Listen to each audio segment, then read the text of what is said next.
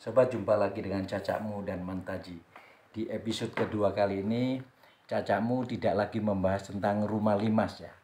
Kali ini Mantaji itu kalau boleh bilang tokoh dalang perwayangan ya. Dan konsep rumah Jawa pasti ada hubungannya dengan perwayangan ya. Betul nggak Mantaji?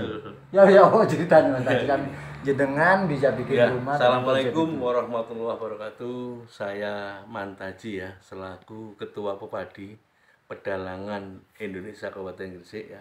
Saya ucapkan selamat kepada semua para dalang, apalagi dalang se-Indonesia. Pada tanggal 7 bulan November ini adalah Hari Wayang Sedunia. Sedunia, bukan se-Indonesia. Wayang sedunia ya. Makanya saya konten ini menjelaskan permasalahan perwayangan. Jadi wayang itu pada waktu tahun 1500 sekian diciptakan oleh seorang wali, yaitu Kalijogo, Wali Sunan Kalijogo. Ya. Sunan Kalijogo bekerjasama dengan para wali yang lainnya, mungkin dengan Sunan Giri, menciptakan wayang. Karena apa? Pada masa itu masyarakat Nusantara, belum Indonesia, Nusantara di tahun itu belum banyak yang memeluk agama Islam.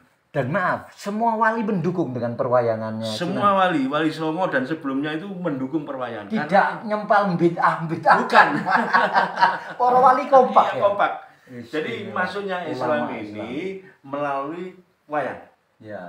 Memang di zaman Majapahit ada wayang, tapi wayang Majapahit itu adalah wayang beber, tidak dikenalkan ke masyarakat. Oh, beber gitu. Bebernya dibeber terus ya sekedarnya lah. Oh, nah, gitu ya. Hanya yang tahu cerita aja masyarakat, diberi cerita. Makanya Sunan Kalijogo membuat konsep wayang, ini ajunya kayak apa, ini Garut Kaca kayak apa, ini Anoman kayak apa. Digarap semua sama Sunan Kalijogo itu.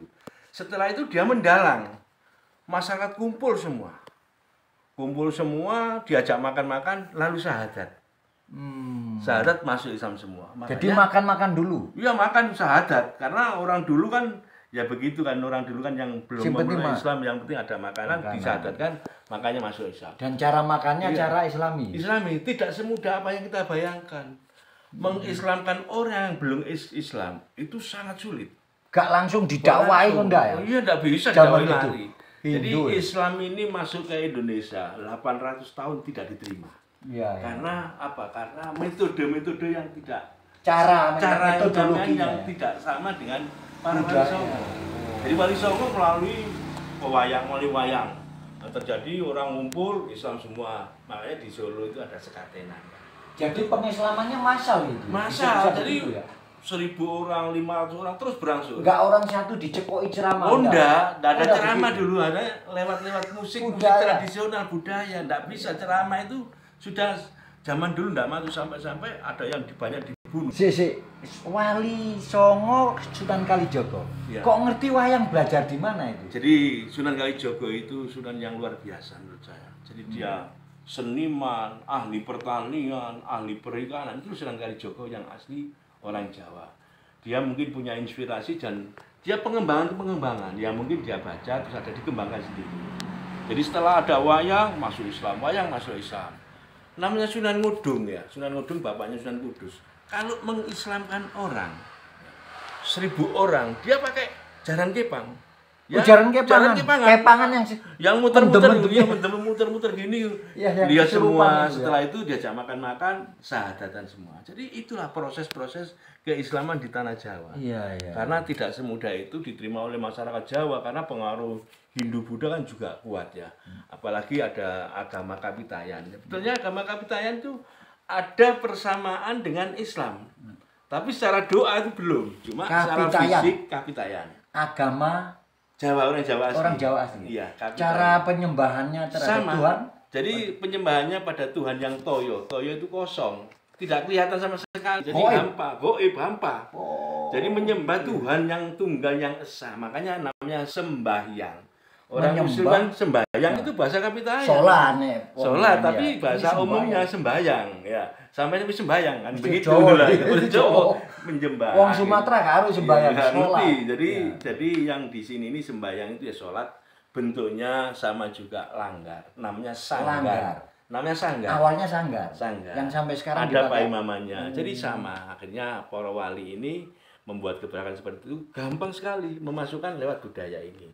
Berangsur-angsur akhirnya budaya ini, budaya Islam belum masuk, kita masuki budaya-budaya yang wayang ini. Ini enggak, kalau ada yang mengatakan biaya, monggo lah, tapi ini sejarahnya ya seperti itu. Mantaji terakhir ini. Iya. Wali Songo yang namanya Sunan Kalijogo. Ini keturunan nasabnya dari siapa? Kalau menurut saya itu Sunan Kalijogo itu kan wali yang asli ya, asli dia salah satu Bukan putra, dari iya, menantu ada atau putra Sunan Ampel. Iya, tapi masih ada ambu-ambu ya, masih ada bagaimana masih ada ambu-ambu dari Cipratan dari para wali yang ya. dari Arab sana, dari Hijaz. Wis gak perlu digoleki asal usul. Nggak perlu. Yang penting orang ini karomatik, baik dan cerdas. Bisa menyerbakan Islam Cerdas, secara cerdas. Dengan Sunan Giri sangat sangat dekat sekali karena beliau juga banyak meguru di Sunan Giri. Iya. Dan salah satu beliau bertapa di sungai. Di sungai. Kali ya bertapa Ya, seperti Asbabul Kafi itu ya. Di kali, jadi beliau tapa di kali. Di namanya ada tanaman pring apa itu? Ada pring di Gresik ini, dia bertapa di situ. Di tempatnya di ujung Pangka di Gresik itu ada peninggalan baik itu beduknya, terus makamnya, ada makamnya Sunan Kalijogo di Gresik. Bukan fiktif ini ya. Bukan asli, karena kalau mau masuk ke makam itu harus lewat gunung, dan gunung itu hanya